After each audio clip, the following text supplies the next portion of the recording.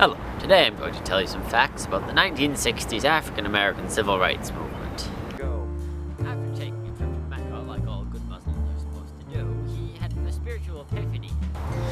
The Reverend Dr. Martin Luther King Jr. is, of course, the quintessential civil rights figure. He was their great leader that they rallied around in peaceful protests. He was a minister, and he was also married to Coretta Scott King, another leader in the civil rights movement. Unfortunately, he was killed by a white radicalist when he answered the door.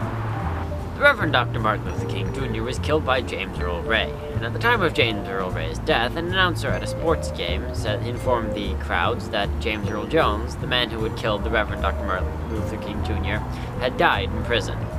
They then got a call from a very angry James Earl Jones saying that he wasn't dead and he didn't kill the Reverend Dr. Martin Luther King Jr.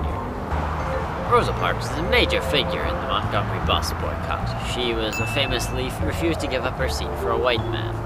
Of course, she wasn't the first person to do this. There were two others before her. One of them did it before the civil rights movement gained full swing, and another one was an alcoholic. Neither of these had the appeal of the half-white school teacher and the half-white educator, and so thus Rosa Parks became the spearhead for the movement. Mom and I were going to a play, I think it was the HMS Pinafore, and we were late because my mom is always late, and the train had been going through for several minutes, still going through, and we came to almost the end of the train. We were like 15 minutes later, oh finally, and then the train stops and backs up.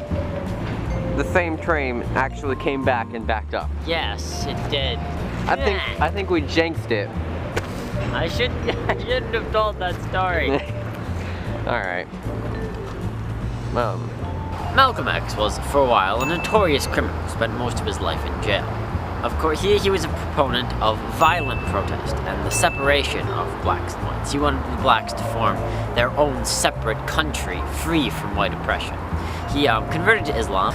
After taking a trip to Mecca, like all good Muslims are supposed to do, he had a spiritual epiphany and realized that the Nation of Islam was completely false, so he split with them. Many people theorize that this is why he was killed. Harry Belafonte was an early civil rights activist and a close confidant of the Reverend Dr. Martin Luther King Jr. He was also on The Muppet Show.